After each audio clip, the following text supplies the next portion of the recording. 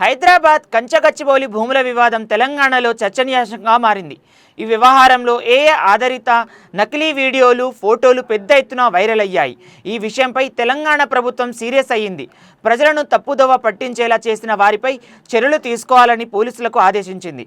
ఈ మేరకు పోలీసులు రంగంలోకి ఏఐ వీడియోలు సృష్టించిన వారిపై కఠిన చర్యలు తీసుకుంటామని హెచ్చరించారు. ఇందులో భాగంగానే బీఆర్ఎస్ నేతలు పోలీసులు విచారణ చేస్తున్నారు.